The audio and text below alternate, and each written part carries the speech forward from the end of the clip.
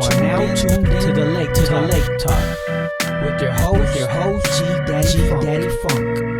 The Lake Talk. Welcome to episode 109. Shit, I'm fucking up. We got right here to my right, Babyface Fonzie. What's up? The Real Ruby. What's up, everybody? And myself, G Daddy Funk. Man, it's been a crazy week. We've been busy working. Yeah. But what's new in the city? Bro, you know one thing I did notice that they're doing now? I went out this weekend, and you remember where Maxwell's used to be? Yeah. They have a DJ there until like 5 a.m. now. Oh, and so that's like after right. the clubs, everyone goes out there and they're still partying. There's like people with like bottles. After her, yeah. Yeah, dude. After hours, kind of like a party in the streets. It's pretty cool. I liked it. Oh, you went? You went? Yeah, I went. I ended up, I went to the club last weekend. Hey, thank you for the invite, man. Oh, you're welcome. He gets mad when we don't invite him. We didn't invite him out. But He it's puts us okay. on blast. No, well, yeah, you're right. I do. But Next it was time. dope. I hear that it gets crowded. Yeah, no, that's what I saw like the last couple of weeks on like Snapchat and shit. The DJ that puts on those shows. Oh, I forgot. He said his name. I forgot who. Yeah, it was. and I met him before, and we have to have him on the pod because I told him we were gonna reach out and stuff. So, shout out to him if he's listening. Yeah, man. But yeah, those things do get popping. Like they. Yeah, it's pretty cool. But they're not selling beer, right? Out there anymore. No, but everyone brings like their own stuff, you know. Yeah. So. Oh, okay. That's Shit. pretty cool. Yeah. We need to check it out one of these days. Yeah, I'm too old for that shit, bro. Are you? Fuck yeah. Lately, I've been feeling like I just want to go home and go to sleep. I just been Go to working sleep so and not much. wake Yeah, bro. No. I love waking He's up. like, I'm so old. No, If I go to sleep, I might not wake I'm up. not that Damn. old. Well, just sometimes I kidding. feel that old, but nah, man. But yeah, no. Other than that, yeah, I don't think I like to go into clubs anymore. I'm not into that shit. Yeah, I mean, I haven't been out in forever, so I was just like, fuck it, you know. Last time I went to a club, where did we go? I don't remember. But all I remember is that people need to use water. I don't know if people believe in water anymore. What do you mean? Yeah. They need Water. a shower, man. They're musty. It smells? Yeah, bro, it's Damn. bad. Where was that? I don't know what club it was. It's been so long. Damn. Go ahead. Well, I was just going to say, if there's any out-of-towners, where do you recommend to come and check out the nightlife? You know what? That Club Echo is pretty cool. Karma, Sky. Okay. Basically all the clubs that fucking like 150 proof. Who else? DJ Bangarang. Bangarang, yeah. London Bell too, right? Oh, London Bell with DJ Dave, Dirty Dave, yeah. And Twist. And yep. Twist. Cool. Yeah, those clubs be popping, man. Every time they be posting stories and stuff, they're always like, Getting down. What about you, Ruben? Do you know any or What do you mean? not right Clubs? now? Yeah, or any spots to I went hit? to one time, and there was like a silent disco, and I thought that was pretty cool. yeah. I had fun, but That's White Kiki or something. yeah, like that? Waikiki. Waikiki, It was dope. I liked it. Okay. But that was a while ago. That was probably like, I don't know, earlier this year, like way earlier. Nah, that was 2 Was years it? ago. I No. think. Was it 2 when years ago? Ruben was here? Oh yeah, you're right. That was. Yeah. Mm-hmm. That was 2 years ago. Yeah, But, yeah. it's still popping, I think, right? I haven't been in forever. Wait, how old was I? Turning 36 or 35? 36. That was last year. Yeah, You're it wasn't 37? that long ago. So you're about to be 37. I'm huh? about to be 37. Damn, you're old, bro. Damn, dog. Why you gotta It's put me crazy. on blast? Nah, like I'm that, just playing. dog? Damn. But yeah, man, that's cool. I If you don't guys are from out of town and you want to come and check out the nightlife, go to these places that they named. Have a good time out here in Salt Lake. I know. I don't know if this is gonna come out before. Oh, actually, no. It's gonna come out before the 28th. So what's his DJ? What's his name? El Fuego Skills. Oh yeah, He's bringing out Desi Hollow. yeah. If you guys that's haven't gonna heard of be dope. Desi Hollow, man, tap into the Coastline Music Show. He sat down with the fam out there in California, and this guy is making moves out there in Cali and all over. And he's going to be out here at Liquid Joe's on the 28th. So Yes. tap in with that, man. That's going to be a cool show. Yeah, I want to pull up to that for sure. But yeah, man. Well, with anything else? No, man, no, not that I could think How of. about yourself? Yeah, let's introduce our guest for today. Okay. Go ahead, Daddy Fonzie. Funk. Introduce our guest. So first of all, talking about our guest, I want to give a big shout out to Jennifer. She's gonna kill me because I just went like I had a blank because I forgot the name of her business. What's the name of her business? Lux Studios. Yeah. Yes, and she does nails. So all you ladies out there that need to get your nails did, hit her up on Instagram on Lux Studios. I'll put a link on our website, or not our website, our Instagram and stuff, and you ladies could go out there and get your nails did. She does great work. But besides that, she introduced me to this young lady that it tripped me out, right? Like, my sister was getting her nails done with Jennifer, and I was in the next door. I was next door, like, working on something, and so I thought my sister was still there getting her nails done. So I looked in, and I seen our guest today, and I was like, oh shit, like, damn, like I felt like a creeper, like like peeping in and stuff. Anyways, so I was like, you know what, I'm gonna go in there and kind of say bye to Jennifer. So I said bye to Jennifer, and Jennifer introduces me to Jasmine, aka Black Widow Welder. Hey. How you doing? I'm good. Good. Yeah. Good. Did you feel like he was creeping? Did you see him? I did see him pop in. Okay. I just thought it was, I don't know, I just thought he was walking by. She's all like, what a creep. I was like, oh, and Jennifer didn't really notice him. He just kind of like passed by and then came back and said bye to her. So it was just kind of. Oh, okay. But yeah, it was interesting because when she introduced me to you, I was like, she's like, yeah, this is my friend. She has her own business, and we're gonna get into her business. Of course, we're gonna speak on that.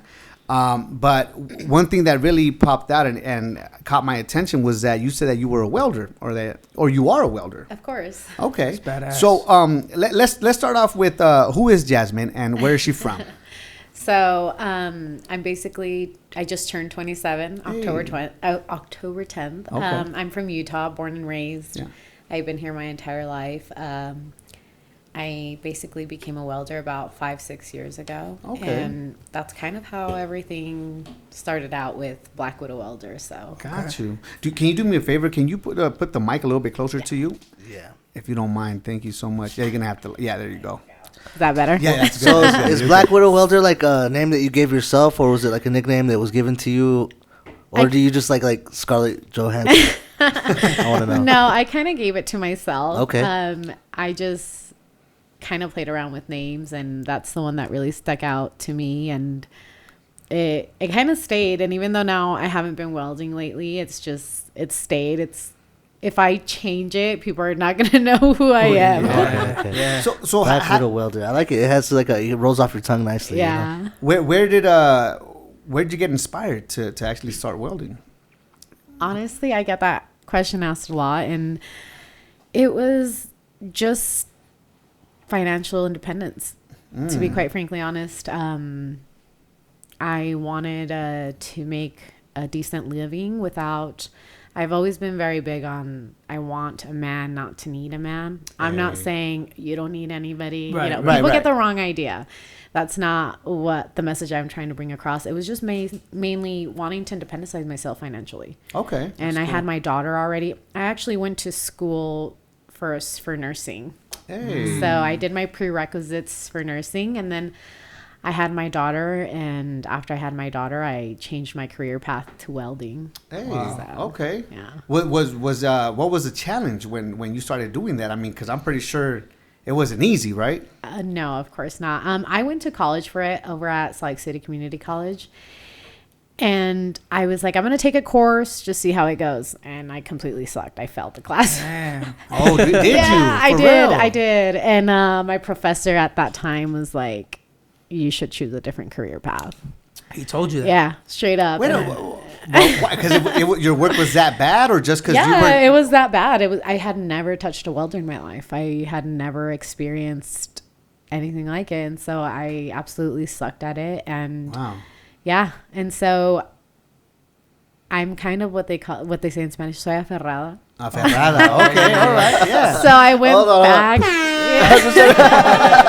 I'm just kidding. Yeah. So I went back the next semester and took the whole associate's degree program. Oh. Yeah. So I was like, I'm going to really commit myself to this. And I had a different professor, Mr. Dwight, and he... Shout out to Mr. Dwight, because apparently he did help you. Yeah. And basically, I just kind of went to school for a year and a half. I actually wasn't done with school when I actually got my first welding job. Oh, really? wow. Yeah. Wow. I had one like kind of semester left for TIG welding. Mm-hmm. So I hadn't done any of my TIG welding like training. Yeah.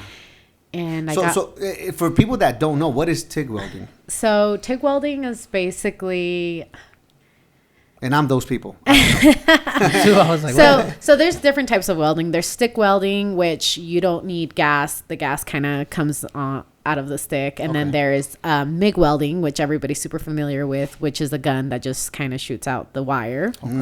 And then there's TIG welding, which you basically hand feed the wire and you use the torch and to heat everything out. Okay. Yeah, to melt it. Yeah. Yeah, to melt it. And so I hadn't taken my TIG welding training, and I landed a TIG welding job.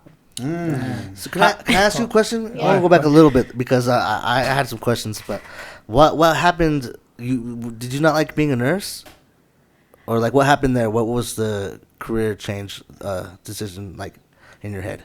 I mean, because I'm pretty sure, and correct me if I'm wrong. Was it the money? Not necessarily. Nurses make really good money. Okay, that's why I was wondering. It was honestly, I started to do my volunteer hours, and I did it at a facility where older people go, and the first 2 months that I did my volunteer hours, like there was like 2 people that died, and like they teach you to be normal, like to normalize that, and I was like, yeah, no. I'm like, I went home and cried. yeah, yeah. Sure. So then, and then I got pregnant with my daughter, and that's when I was like, yeah, I don't think I can do that. And who kind of like told you about welding?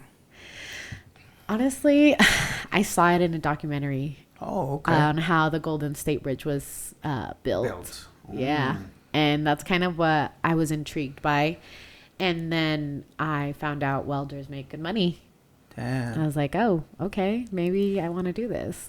That's dope. Have you ever done like underwater welding? No. No? I'll I saw never. that because you're talking about the bridge. Like they have to do some kind of like underwater welding, right? Yeah. Looks dope. Yeah, no, I would never do underwater welding. I went this year to go scuba diving.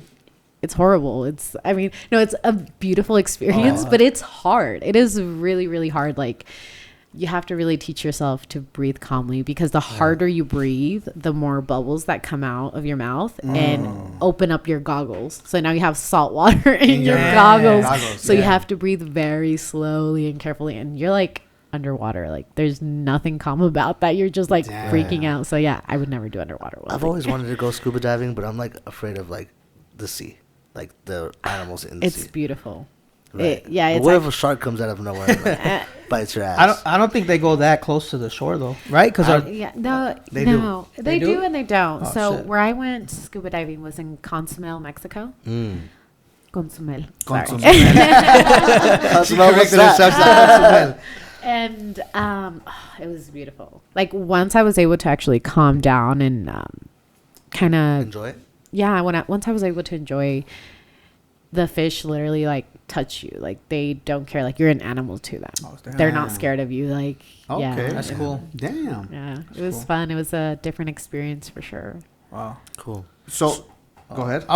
So now, you said you got your first job before you finished school. Were you promoting yourself, or like, in a sense, putting it on Instagram, or did you apply for that job? I actually, the Instagram thing wasn't even a thing back then. And for anybody that needs this, I've always had my resume on Indeed.com public. And so anytime an employer is looking for help, they can like literally type in welder, and like all these public resumes will come up. And they can read through them, and if like they like you, then they reach out. So that's kind of how I landed that job. But I did not have TIG training on my resume. I just put welder. Welder. Okay. What was that first job? What were you welding? So for my first job, I was welding. It's kind of hard to explain, but it's vacuum sealed chambers. Okay. So basically, vacuum sealed chambers, people use it for leak testing. Okay. And we did it for Lockheed Martin, for SpaceX and stuff like that. So basically everything from your phones, your AirPods, everything has a leak rate. And the way they test that is that they put it in a vacuum sealed chamber and they basically test the leak rate of whatever item they want to test. Damn. Yeah. So I was doing that. And that's kind of where they hired me knowing that I didn't know how to TIG weld. Damn, so your work had to be like on point, because if you mess up, and basically there's going to be leakage. What were the hardships that you faced with going into this new career? Honestly, I was kind of naive to the industry at first, because I felt like it was normal for women to work in a male-dominated industry. I felt like we were like advanced to that point until I actually got into the industry. And at first, I knew I didn't have a lot of experience. I knew I was going to be underpaid a little bit, but it was worth a stepping stone to me because I wanted to gain knowledge. I wanted to have the experience, and I learned a lot from my first job. Even though they like completely lowballed me, everything I know about welding was from there. So got you. Yeah, you're grateful for that job, basically. Yeah. Yeah, in a sense. Yeah, because you learned. Yeah, I learned a lot from them, and I met some really cool people that were willing to teach me. Were the men a little bit like, intimidated because you were there, or were you intimidated? They were very willing to help. Yeah. Okay. Good answer. My boss is like, I've never seen anybody have so much help. Damn. But that's funny. No, they believe it or not, when you go into a male-dominated industry, especially as a welder, a plumber, an electrician, or whatever, you have to work twice as hard to just gain the minimal respect that you are worthy of being there. So I already knew that going in. Like, I have to work twice as hard to make myself worthy so that these people take me seriously. Right. Especially somebody like me. When I showed up to that interview, I went in like an interview, right? High heels and, professional. Yes. Yeah, you're not going to weld in high heels though, huh? Well, no, of course not. But I didn't know. Like, and so the guy was like, my interviewer person was like, is this a joke? Right. Exactly. And I was like, what do you mean? Damn. Yeah. And I was like, he's like, oh, well, you have to take a weld test, right? And I was like, oh, I guess. Yeah, I was always told to go to like interview like ready to like work. Yeah. To look like you're like whatever you're going to do, Yeah. And I wasn't like very aware of that because again, I was like new. Right. I thought I was going to be in a room, and then if they liked me enough, then I would take a test a different day. But no, it was like straight to the point. Wow. When you say a test, were they having you weld something? Or also you were welding in heels and all that? Yeah. Oh, you did the test. Damn. Oh, Yeah, I did the test, and I absolutely sucked. And, I always show people my my first TIG welding because I had never picked up a TIG welder. Oh, wow. Yeah. And so I absolutely sucked, right? And the guy that, not the interviewer, the guy that set up the test, I was like, hey, I suck. Can you like show me how you do it? And then can I try again? And he's like, yeah, sure. And he like showed me how he did it, and I put attention, and then he set up a couple more plates and I did it again. And it was better. I didn't hear from them for like 2 weeks. Oh. Damn. Yeah. Were you nervous? Like, oh, should I? Yeah. Oh yeah, absolutely. I was like, there's no way. Damn. And when they called me back, the manager was basically like, the only reason why, we're interested in getting you on board is because you weren't ashamed of saying that you didn't know how to do something, and then you asked to be taught. And then your first weld test to your second weld test improved by 50%. Damn. They're like, so, we see You're the a fast improvement. learner. Yeah. Yeah. And Wow. so that's how I got that job. Dang, that's so dope. Yeah. Sorry, I meant this one. That was my fault, everyone. So during school, and did you see any other women going for that career? No, I was the only one. Wow. Yeah. I was the only one out of my class that was a girl. Man. So did I'm sure you felt out of place.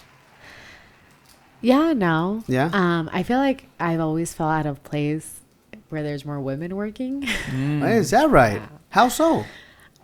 I just feel like a lot of women normally don't like me. They just, Okay. and I am sometimes like, I don't want to say shy, but I'm very like quiet. Okay. And people sometimes take it like, oh, she's snobby or she thinks she's better than Stuck everybody. up or something. Yeah, And I don't want to, like, I was like, I don't want to deal with that. Like, I want men don't care about those things. Yeah. You know, but I've had experiences where, you know, they're a little bit more dramatic, but in a male dominated industry, they're just like, whatever, we're here to work. Right. Like, who cares? Like, in my welding job, like, I got into it with my boss before, and he's like, F you. And I'm like, F you right back. And like, Damn. there's no HR. Like, you know, like, you Damn. just go at it. Damn. And then you come back to work the next day. You like that? Then you get. And it's all gone. It's Well, because, you know, I think for me, it's always been important to be able to express myself. Okay. And I feel like if even my boss at a lot of places, like, if you talk back, HR, right? Or if you say a bad word, HR. Insubordination, yeah. Yeah. And so to me, I was like, no, I like it here. Yeah. Because they didn't muzzle you. Yeah. They didn't muzzle you, basically.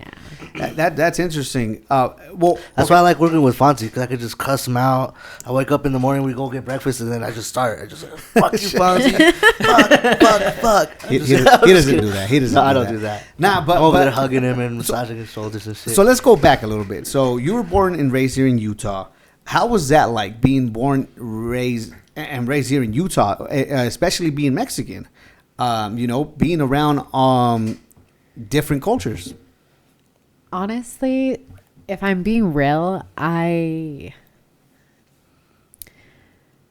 don't know. Like, we were never taught color in my family. Okay. You know what I'm saying? Yeah, Like, definitely. Are you first generation or second generation? we're a second generation. Okay. But we were never like taught color. Like, so I never really felt like out of place. Yes. Okay.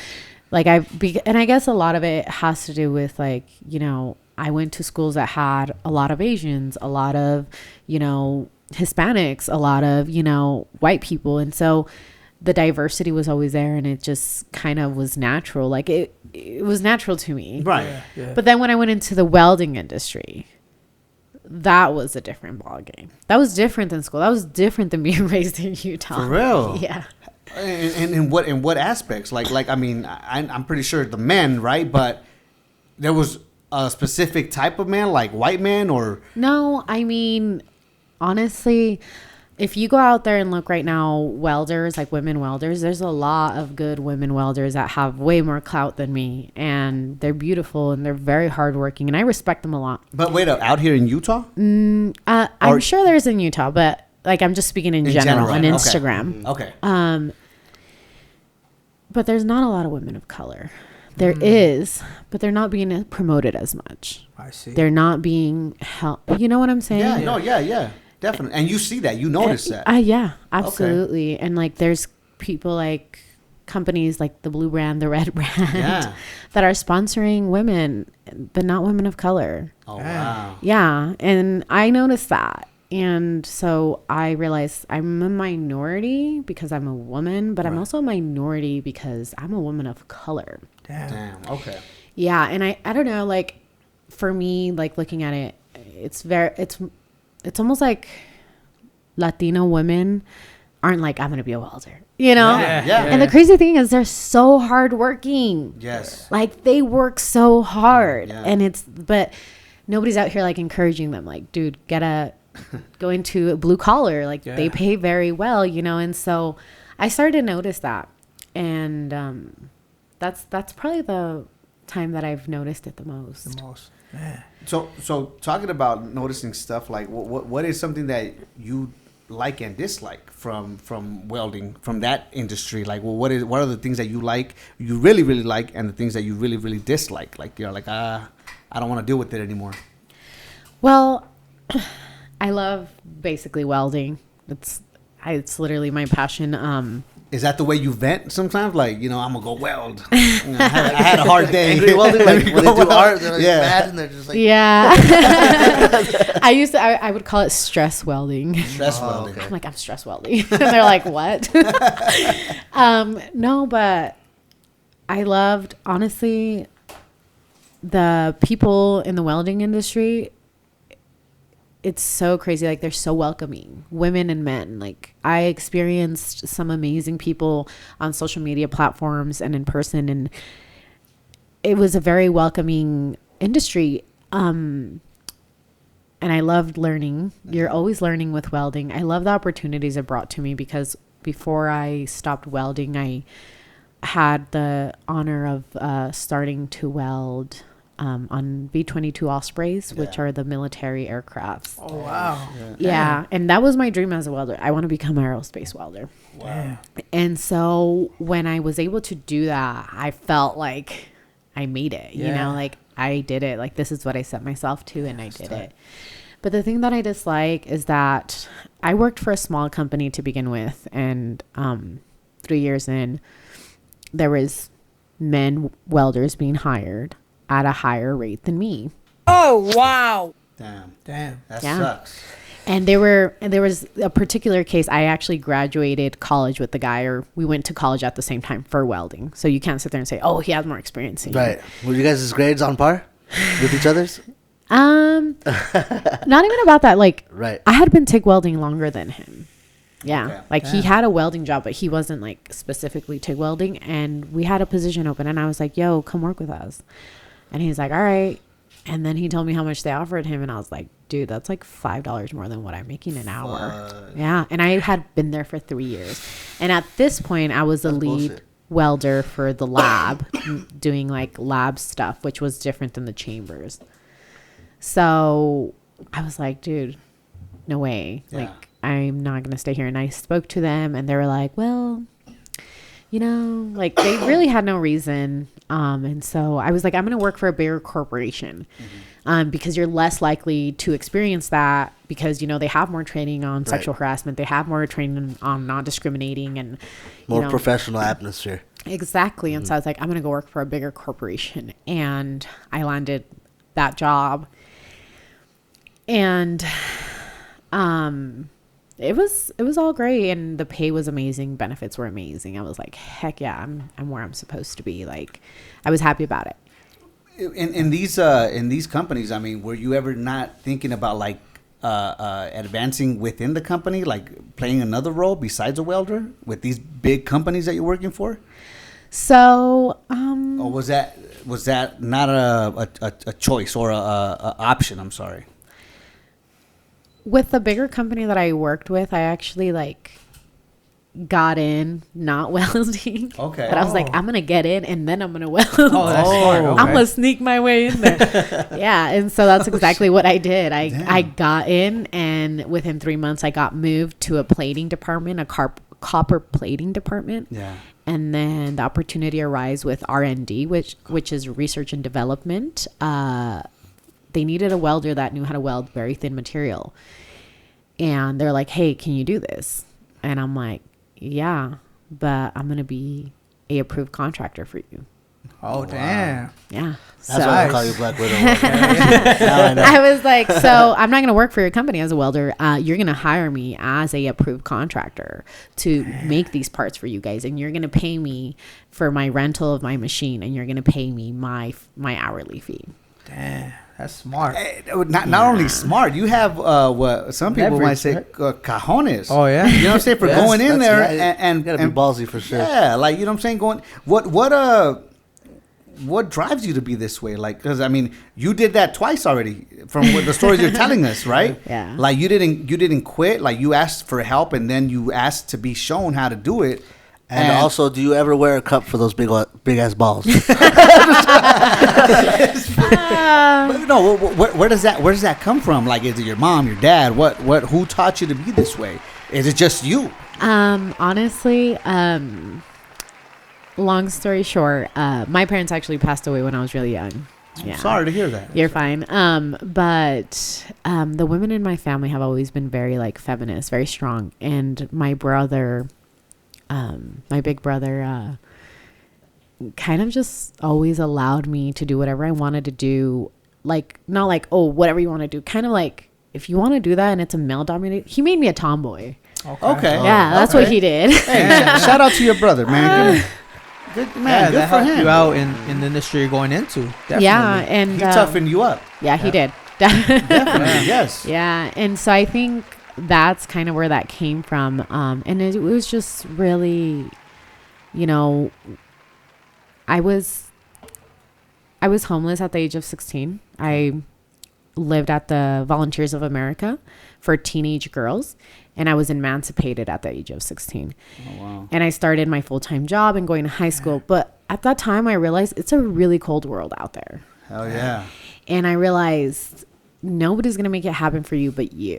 Right. Like, there's no way. And I was 16. I look back and I'm like, you're crazy. You know, but like, that's what really, like, I think drives me to just, I'm like, the thing that I say is like, what's the worst thing that can happen? They say no, or you fell. Well, then you're going to start over with nothing, which is, I've never had anything growing up. I'm comfortable with starting over. I'm comfortable with taking the risk and asking for help and taking up on these opportunities, because if I'm told no, I'm going to just be exactly where I was at. Wow. You're not losing anything. Hey, man, you're inspiring me. That's inspiring. Yeah, it is. I want to be a different person now. Shut up, Ruben. Shut your ass up. All right, I'm joking. I'm messing with you. I'll be quiet. I believe. No, I'm joking. But no. That's inspiring, because like I'm going through a similar situation in a sense of like, you get intimidated by telling people like, hey, you know what, this is what I got to offer, and then saying no. Like, you just, I don't know, to me it's intimidating. Like, damn, I don't want to hear that shit. I don't want to hear no. I want to hear like, okay, yeah, let's do it. But you need to hear that shit. It's part of the process. You know, you need to hear that shit, because I'm not like super religious, but I always say the universe has a way of clearing your path. And sometimes some rejections are there because there's something else for us. You know what I'm saying? Yeah. And then when you get there, you realize this is why I was rejected. This is why that didn't work out, because I was meant to be here. This was supposed to happen, you know? And so that's how I look at everything. And I take it personal when I get rejected. Trust me, it happens. You do? I absolutely do. And I get angry, and I take it personally. And then, you know, I realize it's not for me. Yeah. You know what? That really reminds me of something that my brother used to tell me. Rest in peace. He would always tell me, because he was a really giving person, right? And he would always tell me, and I'll never forget this. He'll always say, when you give, your hands are, you know, open to receive. You know what I mean? Yeah. So like, you can't like receive a big gift if your hands are already full. Yeah. Exactly. So, that's pretty cool. Yeah. I don't know why that reminded me of that, but Well, it just did. It's true, you know. That's why people are like, how do you just like take these risks? I'm like, dude, when you've had nothing, you're okay with losing everything. And I think coming to peace with being okay, like your guys' podcast, right? You're taking a risk. You all take time out of your day to come and make it work and come and invest your time and everything. What's the worst thing that could happen if this doesn't work out? You're back at where you used to be. Yeah. True. Yeah. Yeah. And people could chop and clip, what's it called, and make us look dumb on YouTube. Nah. They don't have to. Don't give them ideas, Fonzie. Yeah. I'm joking. Nah. You gotta have haters. Oh yeah, definitely. Yeah, no, definitely. So for talking about haters, did you have haters? Absolutely. Yeah? Oh yeah, a lot. And how did you deal with that? I mean, because it's one thing, you know what I'm saying, like people saying no, but then there's another thing, people actually talking shit about you. You know what I'm saying? So how do you overcome those obstacles? I think so at my old job, my big company corporation job, I thought I was in a safe place, and I was like, this is it. I'm going to be here. I'm going to have fun, and I'm going to do my thing. And then I started getting like harassed by a guy that had been there a long time and called literally a death lesbian when I would ignore him. And yeah, like I experienced all these like things with him, and like, you didn't punch him out or No. fucking give him uppercut? Damn. Death lesbian? No, a death lesbian, because I like would you could ignore hear- him. Oh, okay. Death. Yeah. Okay. I was like, death but lesbian. I was like, what's that? the thing is, like with like things like that, like you got to know your place, right? And you got to be confident of who you are and what you bring to the table. I have a lot of haters. You go to my Instagram and TikTok, read my comments, and people are like, she's not a welder. Like, there's no way. Like, that's her dad's welder. And like stuff like that. But to me, you want to know, those comments aren't what's getting me my jobs. Yeah. Those comments aren't writing me my checks. Like, I'm not going to a job interview being like, these people say I'm worthy of this job. They say I'm a true welder, right? Yeah, true. Yeah. And I so get that.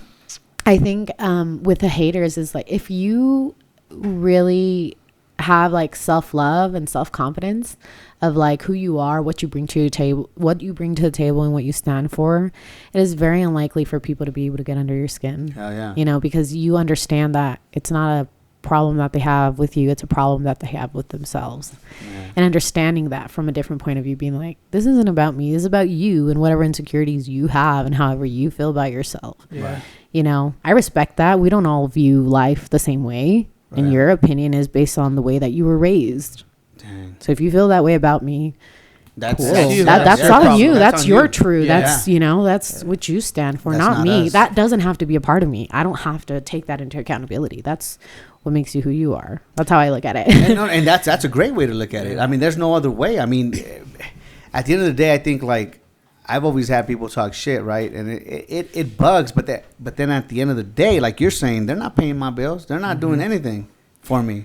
There's this great welder that always used to tell me, she's like a really good friend of mine on social media, and she would always tell me like, if it doesn't affect your pay, it doesn't affect your day, honey. Hey, That's true. Yeah. And she used to tell me much that so. all the time because she saw the heat that I would get, and I would sit there and like bicker with people, and she's like, "Oh no, honey, just let them talk." You know, like just they're not paying your bills. Man, You know? that lady told you the truth. Yeah. So is the community big for women welders? It is. It It is? is a lot bigger than people think, and but it's like I said, there's not a lot of women of color basically being praised as much. And for me, like when I landed my first sponsorship with Oak Trail, they make welding hoods. They're based in Switzerland, and they sponsored people before for welding hoods, but they never sponsored a woman of color. When you say a hood, that's the Welding hood, the mask. Okay. Yeah. Okay. Yeah, and so then when they sponsored me, I was just like, okay. And then You were surprised, or you weren't surprised? No, I was honored. You were honored. I was honored that, you know, a company believed enough in my work to want to help me progress. That's dope. You know, it's a $600 welding hood. They're up there with 3M Oh, welding wow. hoods. Yeah, they're one of the top tiers. It's not a cheap welding hood. It's, you know, Damn. it's one of the best. And then welding machine wise, there's women that are sponsored by Lincoln and by Miller. And for me, I was reached out by Everlast Welders Oh shit. and they sponsored my entire setup. And again, you look at Miller, you look at Lincoln, and you look at Everlast, and I was the first woman of color that they sponsored. Hey, How did give a round of applause, bro? How did they notice your talent? Was it through your social media? It was through my social media. Okay, cool. So I started doing like literally videos of me just working, and then they started to take off like on their own, and that's how I kind of got noticed. But with Everlast Welders, I was really touched that they reached out and they wanted to sponsor me, because I look at these other big companies that are being sponsoring women as well, but not women of color. And Everlast is basically the underdog. They're cheaper, they're good quality, but a lot of people are like, oh, they're made in China, or you know, whatever. Yeah. But they believed in me, and I believed in their product. I actually reached out to them to buy a machine. I'm like, which one is the equivalent of this? And they're like, we want to sponsor you. Wow. That's how that kind of came about. What'd you do to celebrate when you got sponsored by them? I mean, you had to do something, right? I mean, you were happy. You're excited. Yeah. I was happy. I was excited. It was kind of like a high, you know. And you know, how did your family feel about all this? You know, you're becoming a welder. Like, are they excited for you? Like, I'm sure your brother was, right? Yeah, my family was always very supportive. You know, Okay. very like whatever. You know, it's Jasmine. She's doing whatever she wants to do. Damn, that's dope. Yeah, and so, but we didn't glorify social media in my family. Okay. We weren't like, oh my God, Jasmine has so much views. She has sponsorships. Like, we never glorified it. Okay. You know, and I think maybe I fell into being a victim of glorifying it a little bit more than I should have. Okay.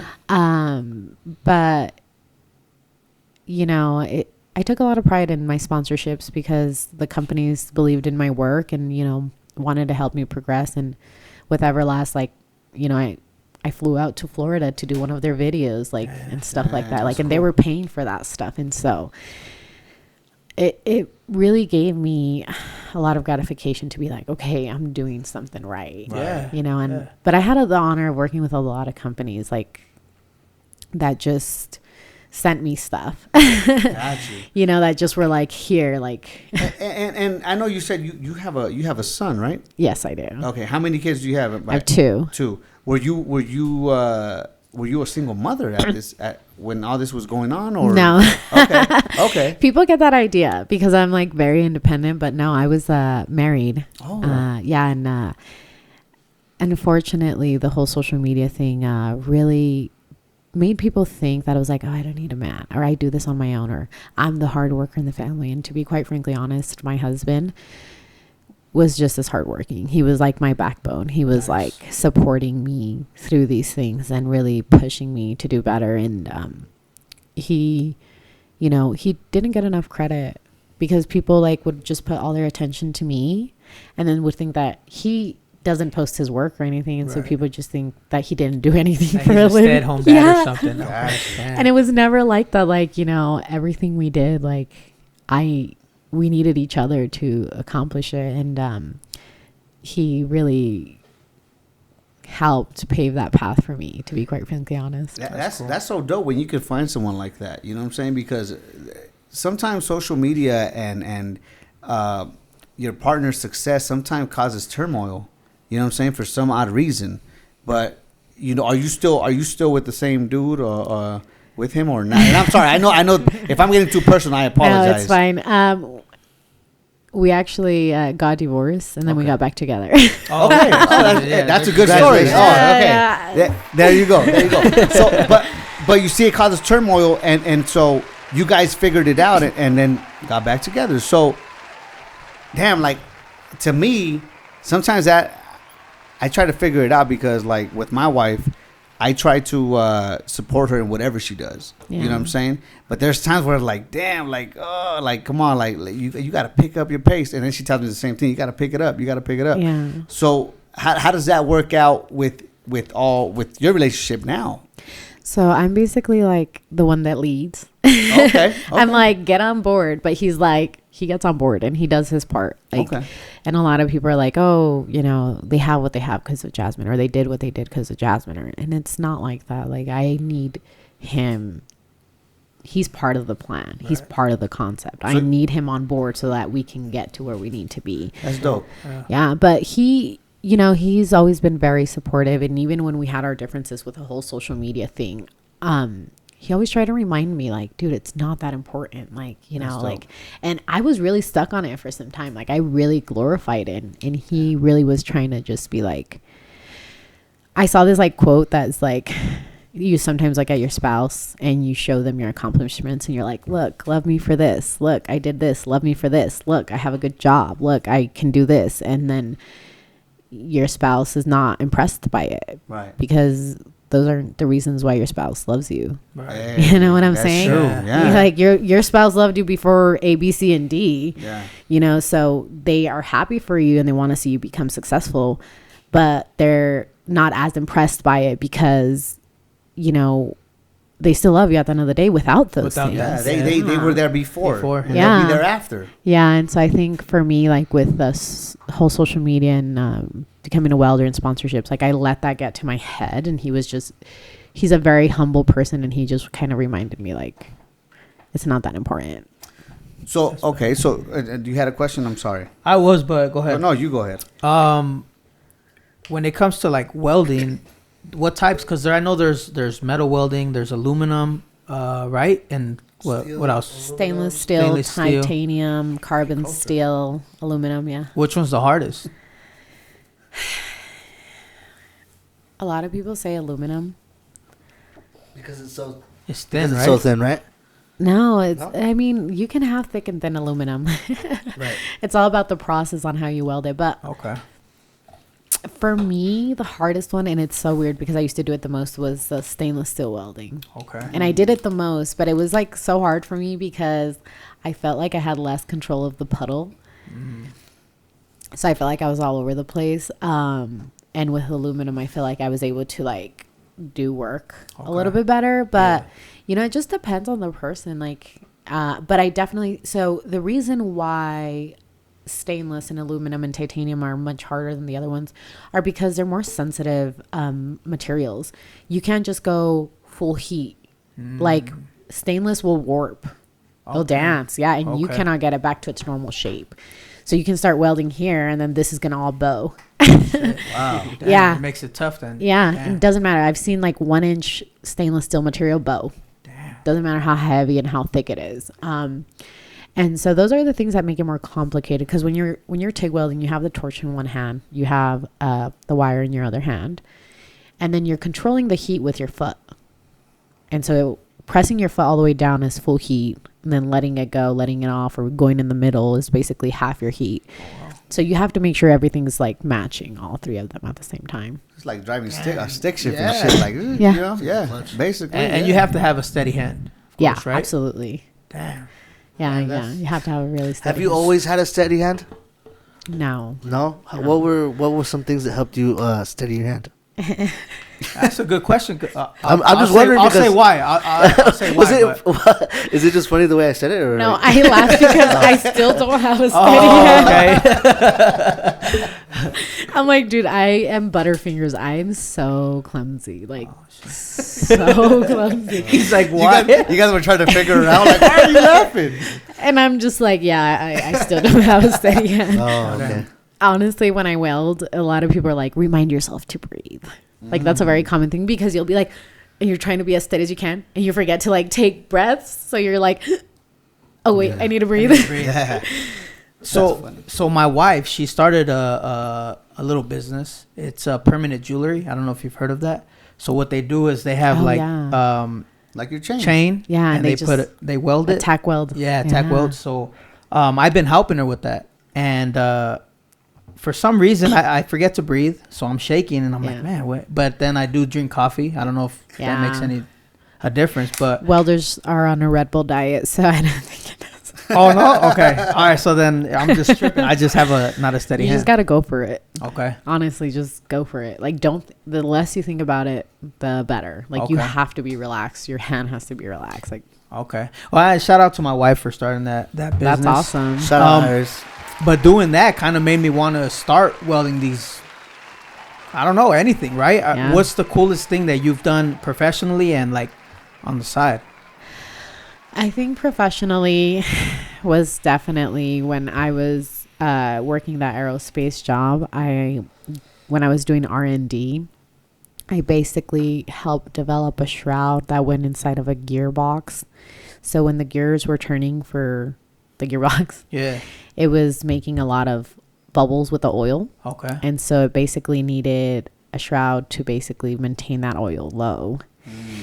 And the coolest thing about that job was that we were making it for the Korean Army, South Korean Army. Oh, wow. Wow.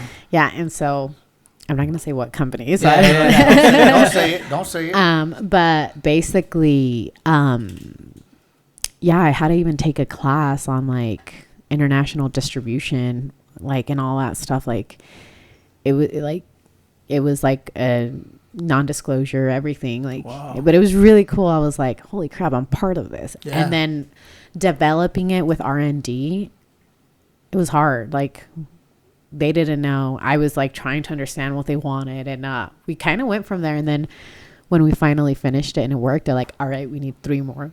Wow. Yeah. So, but it was really cool because I was able to make something a component that goes into an aircraft. Right. Yeah. That's I've been to some what's it called, companies that they do that. They build stuff like that for aircrafts.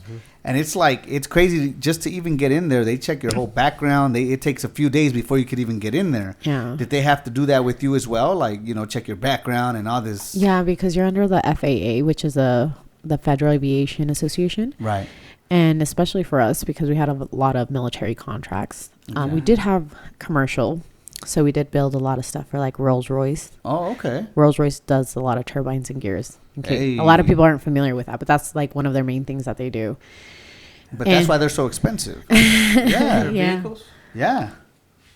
And so, I had a 10-year background check, and I'm 27 now, but I was like 25. Wow. So they're like, your high school grade. Yeah. Damn. They check all that. Damn. They go 10 years back, even if that means you weren't working. All right, I guess we're gonna look at her high school record, see where she was at 10 years ago. Damn. Were they good? Yeah. Okay. Yeah. Cool. Yeah. Cool. They told me what I graduated with. I was like, what else did they tell you? Hey, they know a lot, man. Well, yeah, they know do. a lot. They go back. They go way, way back, and they really look into everything. But I mean, it's fair enough, right? Yeah. Like, You're you're trusted. doing, like somebody's life. Like, if that thing fails, like, they're gonna find out at what point it fell. Yeah. Did that intimidate you? Like, no, thinking that, like, damn, if I don't do this correctly, like, fuck, something can fail. Something could go wrong. Because, well, we went to these buildings that I'm telling you about, these companies, and they told us, hey, you guys are hanging stuff or whatever. If anything falls, we're coming after you, not the company, you. Yeah. So we're all like, fuck, like, we got to make sure our fucking I's are dotted and our T's are crossed. Yeah. So, Well, I think that honestly, I wasn't too intimidated because I take a lot of pride in my work. okay. So I like to do things right. That's You know what I'm saying? Yeah, hell yeah. And Yes. there's a lot, like it goes through a lot of inspections. Like, it gets x-rayed, it goes through NDT, Right. which is like a non-destructive test. And Damn. yeah, so, which, I mean, it's aviation. Like, Yeah. it has to go through all those inspections. So I think that's why I wasn't too intimidated. But I think when you are kind of like take pride in your work and you do good work, you worry a little bit less about that. Okay. Okay. I see. So what was the coolest thing you did, like, on your own? On my own, I'm trying to think. I did honestly, like, I didn't pick up, I picked up side work, but not a lot, where I was like, because I was blueprint. So I'm like, follow blueprint. Okay. So I'm not like artistic where I'm like, I'm going to put this stuff together and it'll just come. Damn. No way. I see. But I made a rose one time, a metal rose. Oh, okay. And yeah, it came out really nice. And I think that was like one of my favorite things that I still have it. I made it in school. Oh, that's tight. Yeah. So I think those used to be fun, but I think for me, like, what did I do on the side that I really liked was just welding, teaching my daughter how to weld. Oh, that's okay. cool. Yeah, like, she's 6, but I always like sat her down and just, all right, let's learn how to TIG weld. Or when I had like jobs, I would pick up side jobs for like the dumpster trash. Yeah. The doors. You'd be surprised how much the trash people hit them. Yeah. And every time I would go out to fix them, I used to charge them like $300 every time. Oh shit. And they hit them like a lot. For real. Yeah, and so I would do that on the side. Like, I would be like, all right, I'll go do it this weekend.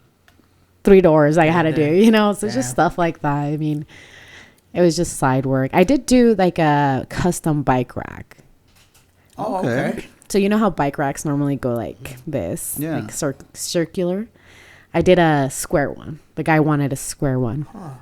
And out of stainless. And I was like, dude, that's going to be so expensive, but I'll do it. Yeah, What about lowrider bikes? Have you ever thought about, creating lowrider bikes or something? I've been told about those. But again, I'm not really good at just like throwing stuff together. Gotcha. Okay, so you follow the blueprint. You said yeah. Okay. I'm very like follow the blueprint. Okay, So. I'm gonna get you some blueprints then. And, No, really, like Yeah. I can like I know how to work the lathe, the mill. Okay. I know how to cut material, everything, you know. So Yeah, you're well rounded when it comes to all that. Then you're good at that. Like I will like pull out my calipers and make sure that it matches the blueprint. Hey, okay. Yeah. Do you know who you're talking to?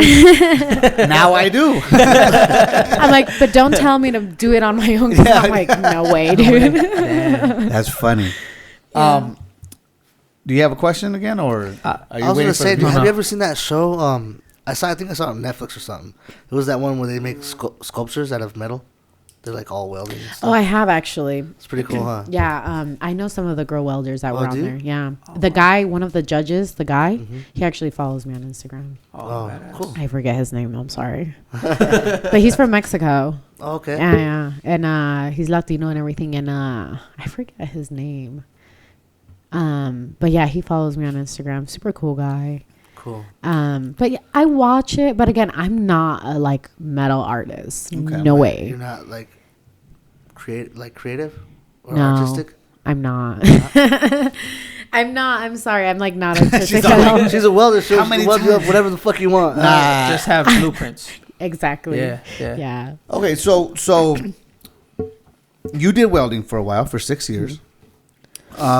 You decided to venture off and do something else. And we're going to get to that. But why did you decide to not weld anymore? Step away from welding. Oh, you're not welding anymore? She is and she's not. I am and I'm not. So I stopped welding because that experience that I had with that guy, like the company didn't really do anything about it, and it made me feel like they literally forced me to still work with him. Damn. Wow. Yeah, and it, like the him calling me a name wasn't like, it was, he used to play with my hair. He used to say beaner jokes in front of me and this other Latino guy. Yeah, like, and he reported himself to HR. Like, I didn't even tell him. He reported himself because he lost his shit on me one time and swore at me. And I was like, dude, you're high. Like, you will not swear at me. And then he went and told on himself to HR, so that, you know, kind of like get ahead. And Yeah. and they didn't end up letting him go because he had been there a long time. And Was he a good welder at least? he wasn't even a welder. What the He was he did he was in the plating department. So I worked with him when I was in the plating department. And so, yeah, I just didn't feel like I mattered. I was just like, dude, like, I've been in a small corporation. I've been in a big corporation. Like, the industry has a lot of growing to do. Right. It really does. And it's crazy because people think, oh, you know, like, we're advanced, equal rights and all that. We're not. Yeah. We're not, you know. Okay. I think that's the biggest thing that made me like kind of like pull away. Like, I can't tell you the amount of times that I went into the bathroom and cried my eyes out in a stall. Wow. And then went back out there and like toughened it out. And at some point, like, you know, I was just like, I stuck to it again porque soy aferrada, and I was like, I want to make a change. I want to change things, and I want to be I was the only girl in their entire shop, you know. And so, but then you realize, like, you can't fight this fight alone. Yeah. You know, like, it took a toll on me, on, you know, what I love doing and everything. And so I was just like, dude, I'm not being respected. I'm not, you know, being appreciated. Like, I'm being harassed. Right. You know, and so that's just something that I'm not willing to like stand by. And so that's kind of when I was going through my divorce. And when we sold our house, I basically was like, let's invest our money. Damn. And that's how my business was born. This new Funded. business. Yeah. Okay. So tell us a little bit about this new business, because it seems like you're way happier now. Like I'm not that. It sounds like you're way happier because how you said it right now. Like, man, we started this new business. So what is this new business? So, my husband has been a car detailer on the side for like 5 years, and he also has like his day job and everything. But he's always done it on the side. And when we sold the house, we both made a pretty good amount of money off of the sale of the house. And when we got back together, I was like, dude, like, you know, we should do something. Like, we have all this capital. Like, let's invest it. Let's let this money make us money. and he's been a detailer for a long time, and he gets a lot of work. Like, I'm just like, dude, you're like, you do this full time, we're set. And so, but I was like, how am I going to implement myself into this business? Like, I'm not just going to do paperwork. I'm not just. Definitely. Yeah, I get you. No way, dude. So I was like, how can I implement myself into this? How can I incorporate myself into this? So I was like, all right, I'm going to take some classes. I'm going to learn how to wrap cars and how to do PPF. That's badass. And so I paid for the classes. I went to the classes. But what's PPF? I'm sorry. Paint protection film. Oh, okay. Yeah. So there's the vinyl wraps that you change color with your car, and then there's a paint protection film that actually protects your paint from like getting rocks hit at and everything. So that's dope, man. Yeah. So you guys provide that service as well? Yeah. So we do, and he specializes in boats. So he does a lot of boats. Like, yeah. He has a boat. Yeah. So he polishes ceramic coats, detail the boats. Like, he knows gel. And the reason why is because like he's very proficient and very knowledgeable in gel coat, because he applies gel coat and does fiberglass on boats for a living. Oh, wow. And so then he's very knowledgeable on the gel coat, on polishing it, because it's not the same when you polish a car than when you polish a boat. It's not the same. And so he's doing that part of the business, and I went into classes to do the vinyl wraps and the PPF. That's dope. You know, like that's the thing. I give you kudos because like you're out there putting yourself like, or looking for these classes and stuff. I'm trying to look for classes to do anything. Where do you find these classes? Damn it. I look online. I'm mad. I'm sorry. I look online, everything. Like, I tell people the times have changed so much. Like, before, like, you used to have to know a lot of people to like get anywhere, but now information is like endless. Right. But the only bad thing about that is that sometimes you click on things online and it's like they're ripping you off, or they're trying to get your money. So you're saying, how do you know if how do you know if it's legit? I always call. Okay. I always call. Oh, you don't just put like your information in there and just pay them? Here's my social. Here's all of that. Oh, that's what I'm doing wrong. Okay. So like my PPF class and my vinyl class, I looked up, and I was going to go to 3M. It was out in Cali, super expensive. I was like, this is it. 3M is the best. Right. Yeah, I didn't know what I was talking about. And then I found this like supplier in Utah that supplies different brands of wraps and PPF. And I found out that they offer a class for PPF and vinyl, but they bring somebody out of state that is very proficient. And so I was like, okay, this class, I'm going to take it. Who's going to teach it? And then I looked into that person that was going to teach it. Super great person. And then the vinyl class, same thing. Oh, who's going to teach it? And his name is Justin Pate. You look Justin Pate up online. You can even look him up right now. He's the Kings of Rap. Oh, really? They call him the king. Yeah, he's been rapping since '95. Like, he's one of the best. I was like, that's the guy I want to teach me. That's who I want to learn from. And you said he's in Utah? No. Oh, okay. California. No. He's like from out of state. He travels all over the world to teach how to rap cars, and he's the founder of the Rap Institute. He has his own like website called the Rap Institute. But basically, this supplier works with him, hires him to teach the class. And when I was signing up for classes, I was like, Justin Pate, I've heard of him. And then I was like, dude, that's what I want to learn from. You know what I'm saying? I was like, that's what I want to, teach me. And so, yeah, that's how I ended up signing up for the class. And I learned from him. And a lot of people like are like, oh, they learn from videos. I am not a video learner. I have to watch somebody do it. Yeah, okay. So that's crazy. So would you say you know how to rap? Yeah. Put on a beat. Oh, okay. Let me put on a Not beat. rap. Oh, I'm joking. I'm like, sure. No, that's cool. I mean, you fooled me, bro. I really thought she was gonna rap. I was like, oh, yeah. She's gonna start spitting out.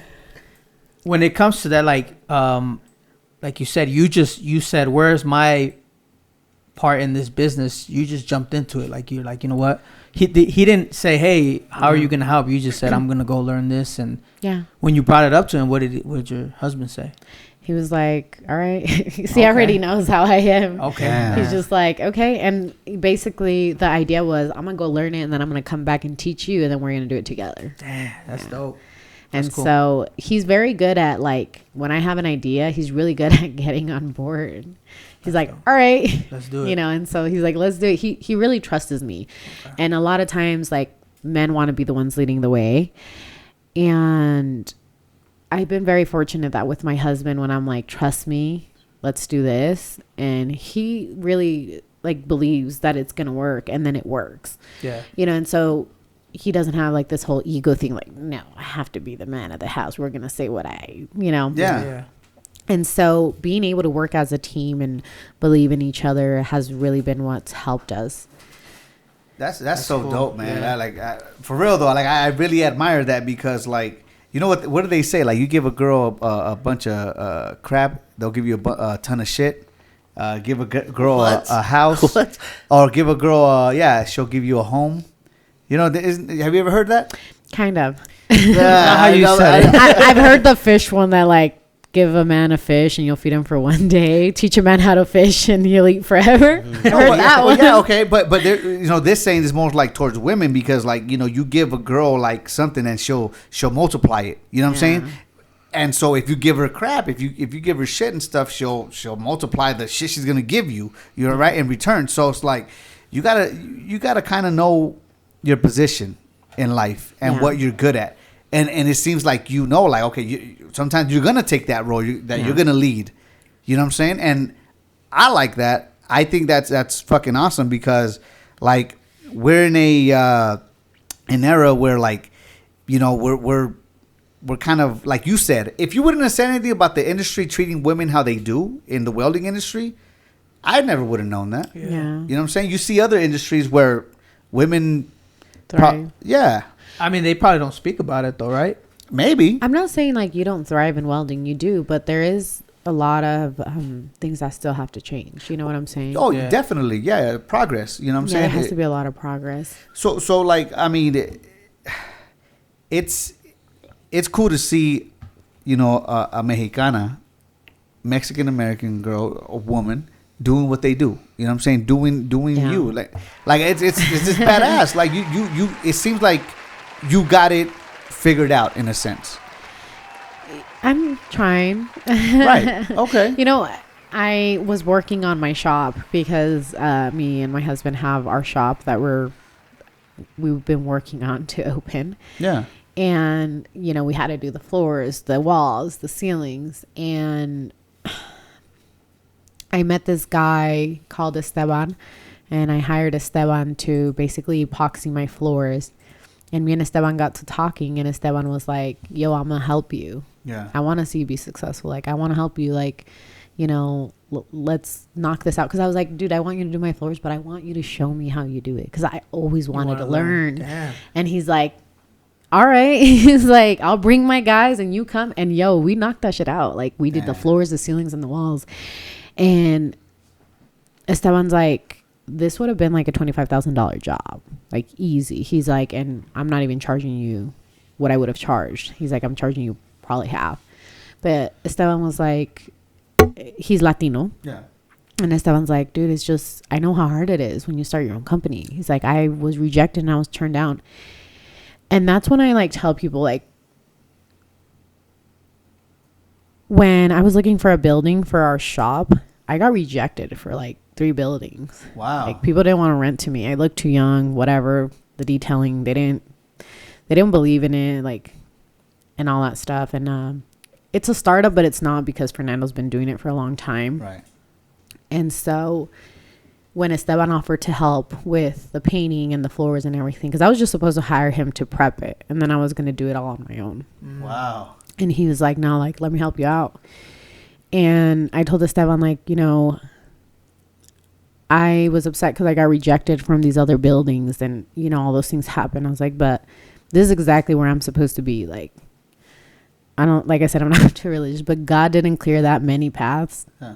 You know, for no reason. Like, this is where I'm supposed to be. I was supposed to get rejected so that I can find the building that I found, so I can meet Esteban, so Esteban could help us out. And you know what I'm like, that's the shit that like sometimes we don't understand. It's like how many ways there's work being done on the back end to clear those paths. Yeah. You know, and like Esteban's like, dude, I like helping my people, you know? And he's like, he told me like, I'm gonna help you out, you know, and everything. And like, to me, like, I'm very grateful for that because like, yo, you don't see people out there just wanting to help out. Yeah. Yeah. Shout out to your boy, Stefan. Definitely. Yeah, for real. Yeah. And they did a phenomenal job. Like, well, it's cool that he didn't get intimidated to the simple fact that he's going to teach you and then you might not need him again, right? oh no, absolutely not. Like, I think, yeah, we didn't even like look at it that way. So his company is called You Are Painting. Okay. And so they have contracts for the Vossas and Saratoga Springs and everything. So my shop is like nothing to them. Okay. You know what I'm saying? Yeah, hell yeah. But like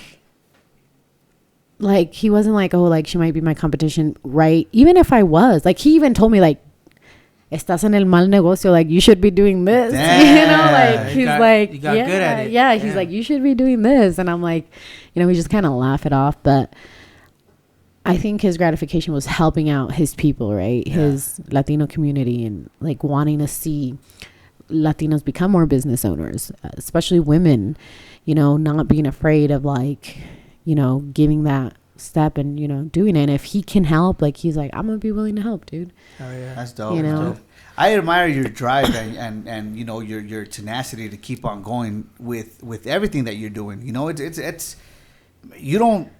I mean, there probably is people out there that are doing it, but I don't know them. Yeah. And now that I got to know you and got to know your story, it's like, damn, like that's dope. Like yeah. I'm impressed, and it's inspiring. In all honesty. Yeah, I appreciate that. I really do because a lot of people, like, I don't work so hard to make it look easy. I always tell that to people. There's no way. I'm never going to work hard. There's a lot of people that work really hard and then make it look easy, right? Yeah. They're like, oh, I just have all these things. Like, it just comes to me. Like, no way, dude. I am not that person. Like, I'm going to work hard and I'm going to display my work so that people understand, like, this wasn't just all overnight. It all just didn't happen. Like, it's a lot of hard work, you know, and if you really put yourself to like whatever it is that you want to do, you're going to accomplish it. You know, like, I mean, okay. So is that like advice that you would give people? Like, is that something you would tell anybody, like women, guys, like, you know, just go after what they believe in and just do it? I think, yeah. But also like, I don't know. Again, it comes back to the risk taking. Like, yeah, like with the whole shop thing, Fernando was like really scared. I'm like, what's the worst we can happen? We lose $15,000-$16,000 or $20,000, how much ever it costs to make the shop look like a shop. Yeah, like that's money we didn't have 2-3 years ago. We didn't have a house. We were renting. Like 3 years ago, you know what I'm saying? We didn't have a house. We were renting. We didn't make all this money off of this house. What's the worst that can happen? I go back to welding and you go back to working your job. Yeah. Like, I'm okay with that. I'm willing to take that risk. So I think my advice to people is really like, dude, just take the risk, like with whatever it is that you want to do, whatever you want to learn, or like commit yourself to it, you know, take the risk, be willing to lose some things to gain other things. Okay. Besides the wrap, what else do you guys offer for detailing? So we do the detailing for like cars, like we do polishing, ceramic coating, some paint restoration. We don't do paint jobs, just like some paint restoration. The PPF and the wraps is basically mainly it. But people are like, are you going to go back to welding? Yeah. She's all like, maybe not. No, I don't know. Honestly, I think there's a possibility that custom exhaust things are gonna like be a thing in our shop. Okay. Because I have my whole setup. You know what I'm saying? It's already in the shop. And if a customer comes in and is like, I want an entire custom exhaust, who do you recommend me to? Exactly. You know what I'm saying? So I think eventually it'll be part of the business. It'll incorporate itself eventually, you know, and I think when that happens, and I'm going to be welding, but not for a company. I'm going to be welding for myself. Yeah. Okay. On my own terms. There's a lot of like catalytic. Damn, I always mispronounce. Catalytic. Yeah, the catalytic converters. right? Like that people are stealing nowadays and getting them welded on to the cars. Is that something you probably would offer too? Welding stolen mufflers. I'm laughing because I actually was asked to go bid a job of like 18 vans for a company that got them all stolen, and they had to replace them all. But they replaced them all, and they're like, we want like something welded on top of that so that people can't take it. Yeah. And I'm like, dude, I'm super busy, but I'm gonna pass you to somebody that can do the work. But yeah, it's a thing. Yeah. Like it's a thing. You know, it's just crazy to me that. You remember Tom, right? Mine got stolen. You remember? Oh, did it? Yours Yeah. Oh yeah. got stolen. I know a welder. Stolen. Oh yeah. Yeah, I can weld that up. Tom, you remember Tom from Webb, right? Yeah, I know Tom. I caught him at a bad day because he got his truck, the catalytic. I can't pronounce Cadillac that converter? shit. Whatever. You Whatever. Damn it. Nah.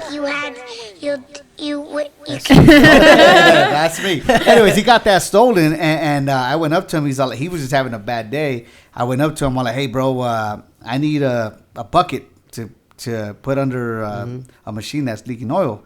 He's all like, where? I'm like, just give me the bucket. Let me make this job easier for you. He got pissed off, bro. And I didn't know that he got that stolen from his truck. So, shout out to you, Tom. That's it. I thought there was gonna be like a. I know, like something. They're really expensive to replace. $2,000. Yeah, $2,000. Damn. That's how much he had to spend. That was a Okay, best I saw story this ever. TikTok video where like these two guys were stealing one out of a house, literally like daylight, and you can get a grinder and just you don't have to connect it to a wall. It's battery powered. Yeah. Oh, wow. And so they were stealing, and the guy came out with his paintball gun and Yeah. started Oh, shooting at them. them. Oh, yeah, Okay, I yeah. didn't talk about it. That's true. I was like, Yeah, damn. that motherfucker They be deserve running. that shit. I don't know how they have the damn audacity Audacity in the daylight. Yeah, Yeah. like they don't give a fuck. Ruben, do you give a fuck? Would you still? Oh, I mean, no. You said you give a fuck, and then you said would you still? I would. Yeah, to the first part of that question, and no to the second. You wouldn't steal them. No. Okay. You know what? I'm just gonna plead the fifth.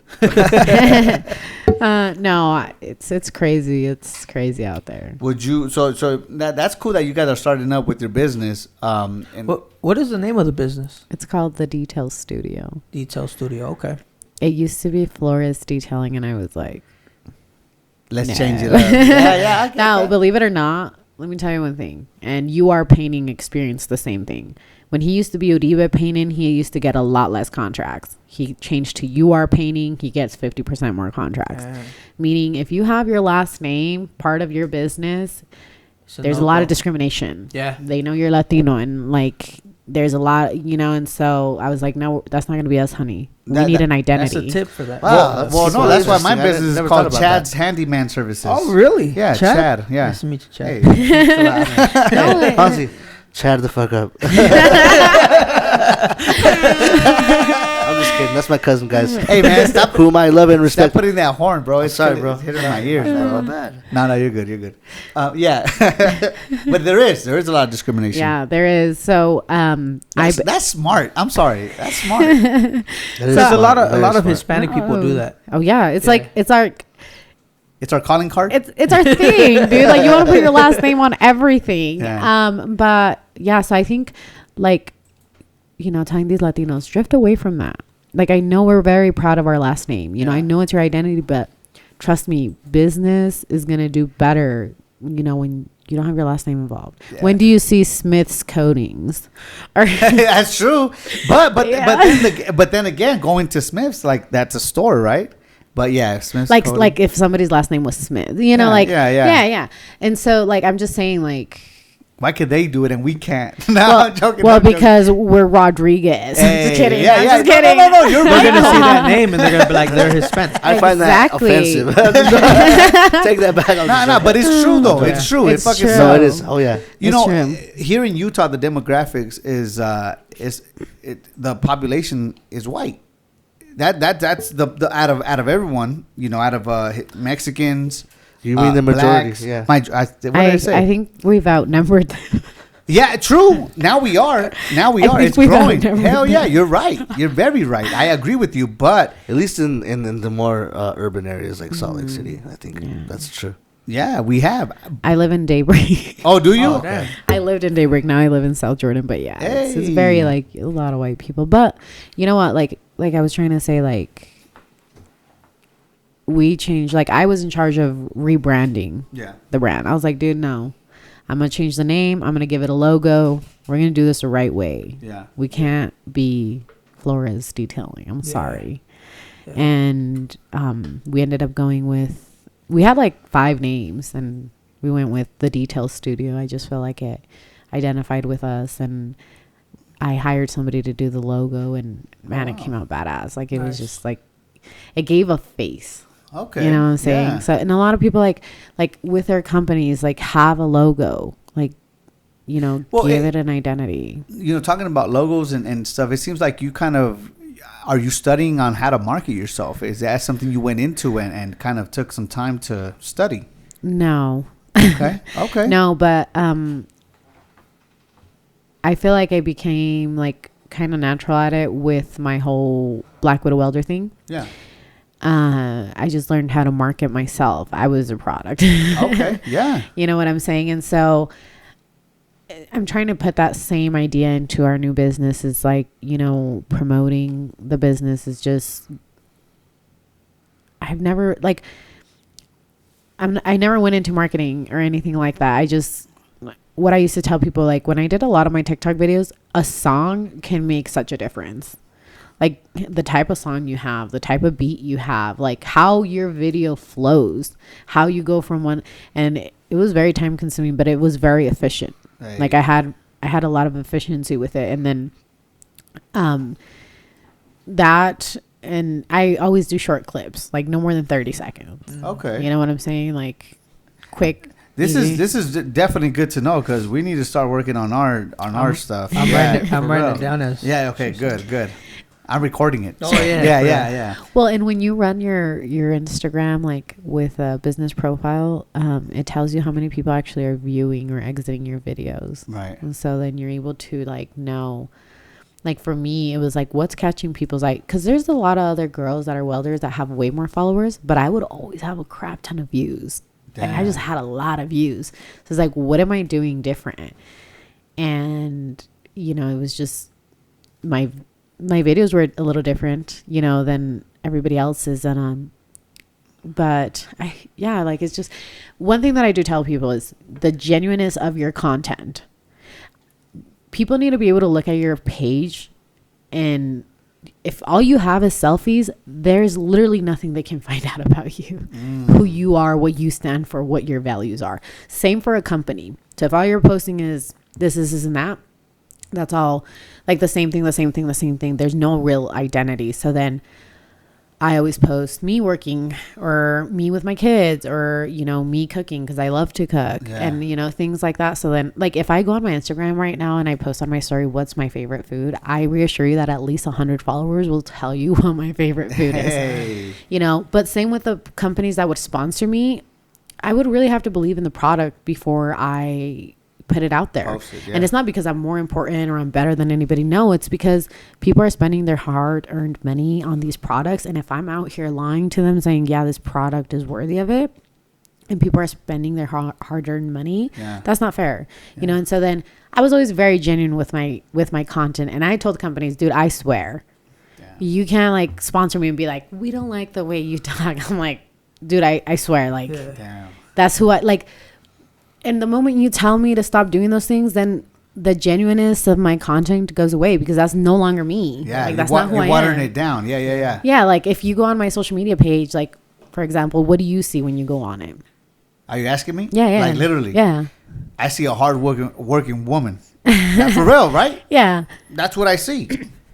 But also, like, I guess, like, do you feel like, oh, like some of her content is like fake, or like she's promoting things that aren't real, or like, man, that's a great question, because I didn't you think go about to that. a lot of these influencers pages and they're like promoting a shake. You know, they don't be drinking that shit. Yeah. Okay. Or they're like, oh, these are my favorite leggings, and it's paid ads, but I had paid ads before, but is it genuine? You know, are you actually giving your genuine opinion about whatever you're, you know, kind of standing for? That's one thing that I've always told people is like, so if people see Everlast Welder in my page, they know it's not like, oh, it's just because they paid her, because they gave it to her. No, they know because she likes the product, she believes in the product, and she likes it. And you stand by it. And I stand by it. Exactly. So same with any other product that I like always featured on my page is like, people are like, she actually uses these on a daily basis. Like I see her use it on every single video. Yeah. You know, and I think with companies, like when they would sponsor me, it all came from like me buying the product and then me tagging the companies and then tagging them and reusing. And they're like, we like the way this person uses our product, you know? And then like, we'll send you more for free. Keep using it. Damn. So that's how a lot of my sponsorships like came about. That's you know? smart. I think I'm going to have to like edit this part out so our competitors don't hear this. No, I'm joking. But that's great advice. Yeah, like that's definitely Honestly, great there advice. is no competition. Nah, I'm joking, bro. Me too. I actually like never heard a Utah-based podcast. I don't know if that makes me a loser. Really? No. For real. Yeah. Are we the first? Yeah. Wow. Check it out. Talk 801. Hey, you know, we appreciate you coming through and stuff, Yeah. and being here with us and speaking to us about your experiences, because like, yeah, big time. Like, man, I didn't know that you went to on the internet and Googled the classes. Now I'm not. Yeah, I didn't know she knew how to rap. You Or something. How you do, dude? Yeah, I do. You know what I want to know? I want to know where people can find you, or like, you know, or where you guys are located. So, for my personal, it's Black Widow Welder, and it's spelled BLAK because there's another Black Widow Welder that's BLACK, and she doesn't want to give up the name. We had a conversation about it. She said no. Oh shit, for real? Yeah. Oh shit, you talked to her? Okay. Yeah, and she's like, people always try to request me thinking I'm you. Oh wow. Yeah, and but so it's Black Widow Welder, and then our for our company it's the Detail Studio, and we're located out in West Valley. Our shop is gonna have a grand opening soon. Okay. So we'll invite you guys so you guys can come take a look at the Definitely. work. It's gonna be fun. We're really excited to showcase the shop and really, just kind of showcase ourselves, our work. So Cool. Okay. Yeah. I'm pretty sure it's magnificent I'm work excited, from what I could see. You know what I'm saying? You guys do. I mean, your husband, right? He's the one that does all the details. Yeah, he does all the details. He actually like recently started teaching me how to polish and everything. I've always like watched him. And so I've been kind of like getting more on board with polishing. So we've been doing that. We've had the pleasure of working on some like really cool cars. So like a lot of detail companies specify like we want to just do the top. Like we're the best because we get Lambos. We're the best because we get McLarens.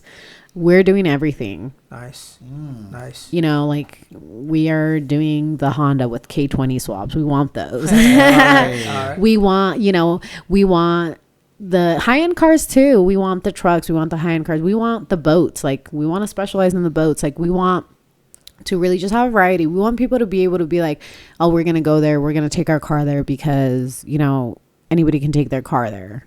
A lot of people get intimidated taking their car at high-end, at places that only take Lambos and Rolls Royce. They're like, yeah, I don't know if I want to, like, and it's going to be hella expensive because, we don't want to do that. We want to just kind of be generalized for everything. It's nice to have the higher end stuff, but we want to like just generalize everything. That's cool. Anybody, you're inviting to anybody, Nice. everybody. Yeah, and like my husband has always been really big in the car scene, like Hondas and car meets. That's actually how we met. Hey. But Yeah, I was in Fast and the Furious 3. but I mean, like, we want to touch base with those people, right? And he's had his clientele for a long time. So we want to just continue to provide the service to more people and to, everybody, and we are very proudly Mexican American owned. Hey. We take pride. Yeah. Like And you should. yeah, we're both in our mid-20s. And so Yeah, that's badass. That's cool. Yeah. Badass. Yeah, that's inspiring. I'm telling you, like I hope all our listeners that are listening get inspired and start up something, do something. You know what I'm saying? Because especially if you're Hispanic, man, we you know what I'm saying, we're already hard workers, but sometimes it's just the little things that kind of hold us back to not take the step, to not take the leap of faith. Yeah. And honestly, I hope people go more into the blue collar industry, because we're going to need plumbers, we're going to need electricians and welders and all that. And I think a lot of the younger youth isn't being inspired to going into blue collar.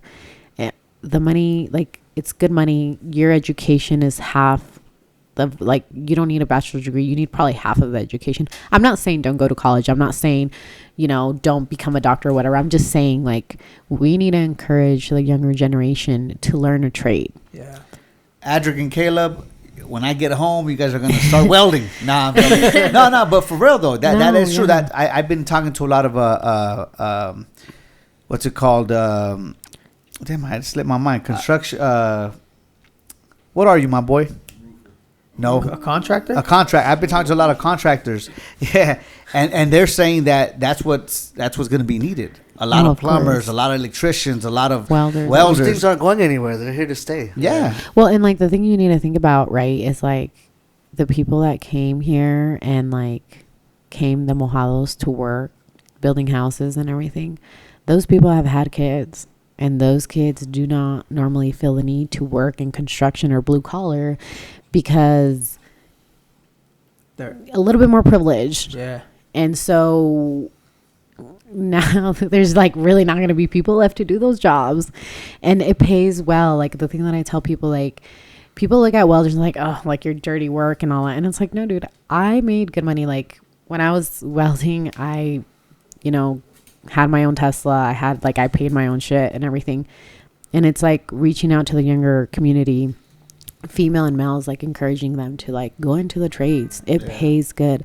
Yeah. And once you learn a trade, you never don't lose it. Yeah. You don't lose it, yeah. Dude. Like the economy went to shit during 2020. Me and my husband worked through the entire thing. Hey. We bought our house in 2020 mid-crisis, because I was a welder and he was a fiberglass technician. And so a lot of people got laid off. A lot of people lost their jobs. But people that had trade jobs, we worked through the entire thing. Yep. And so teaching, kids, like, there's no shame in having a blue collar job. Yeah. It pays just as good as other jobs.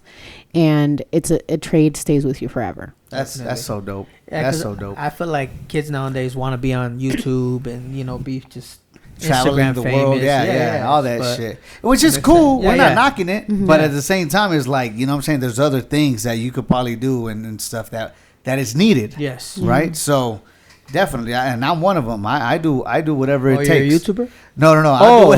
I do it when it comes to like that. Like I'm a handyman. Yeah. I'm an AV technician. So it's like shit. So who taught you those things? So it's interesting that you say that.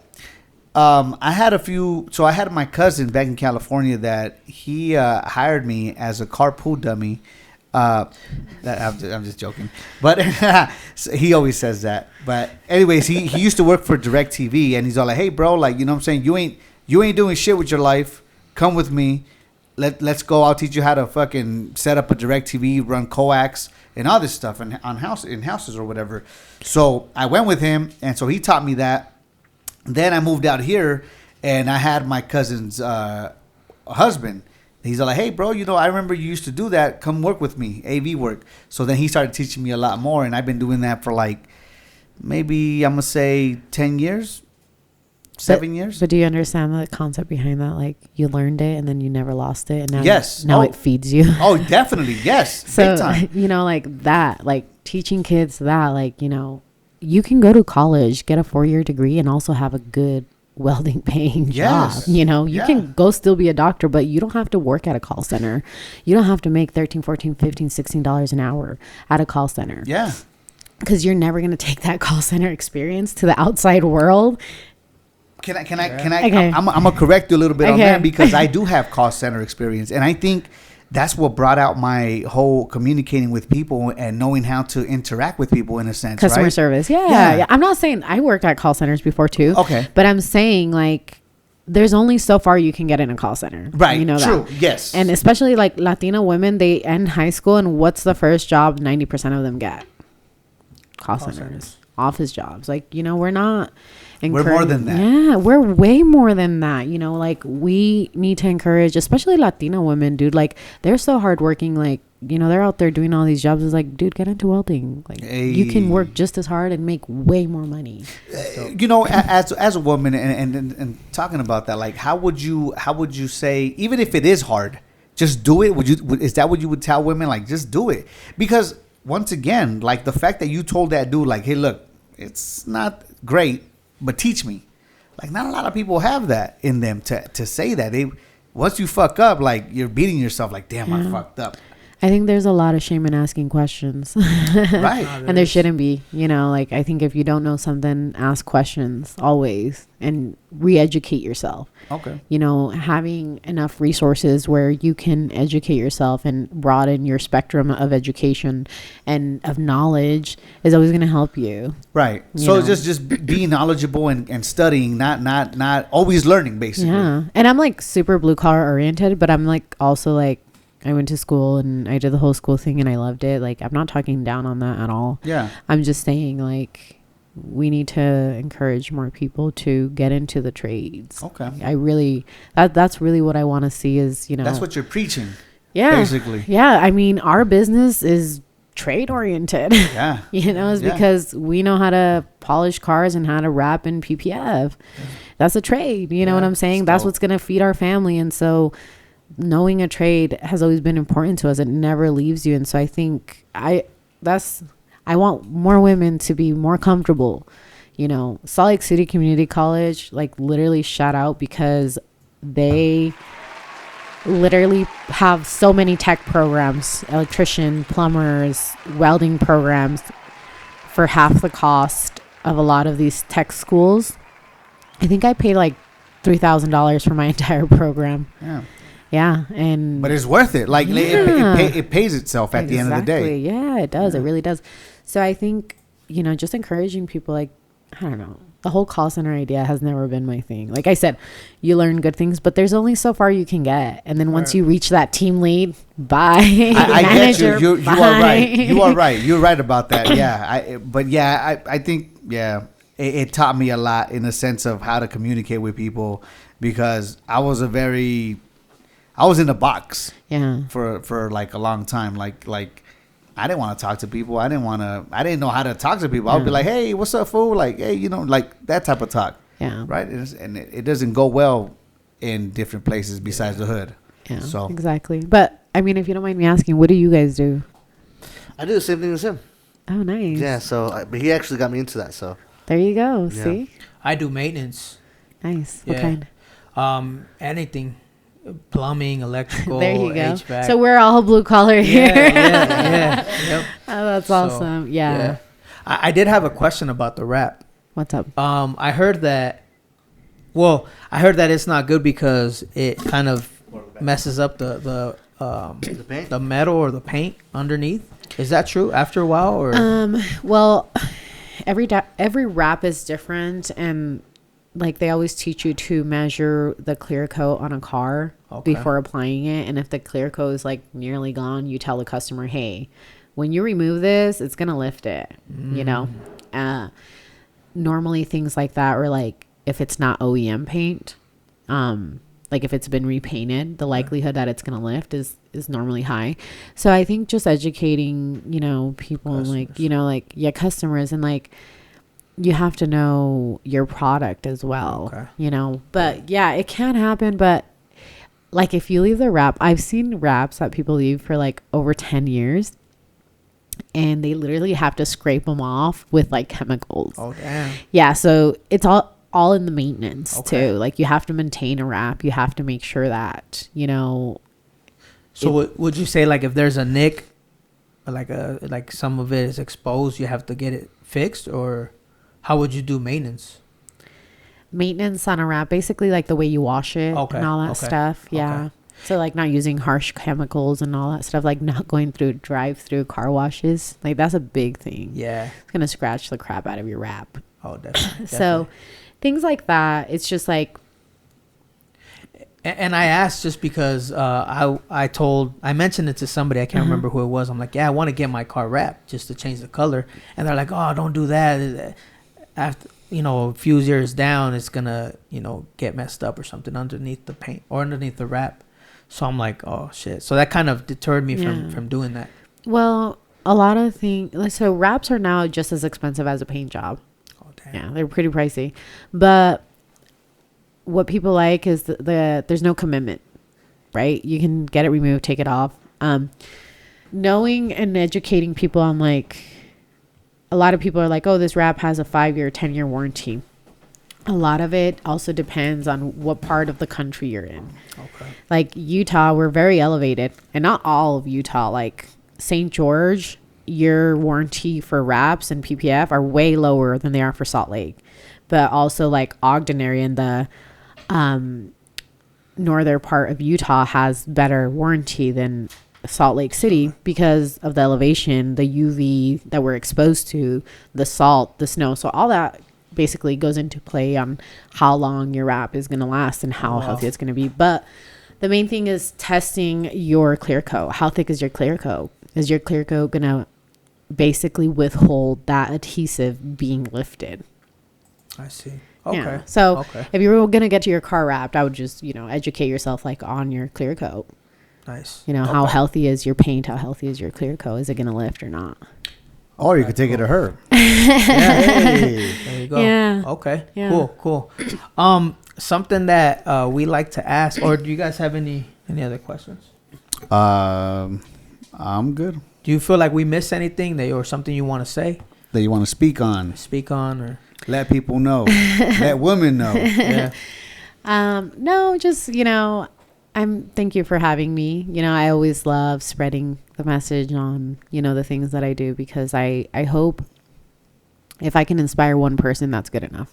Nice. I don't need to inspire 1,500 or 1,000. I need, if I can make the change and inspire one person, I feel like I've done my part, so as long as I can do that, then you're good. Yeah. You're good. And so I appreciate you guys for, being that vessel to be able to communicate that message for people. For sure. Thank you so much for coming. Man. For real though. Like, no, for real. That your stories, it's inspiring, like I said. And yeah.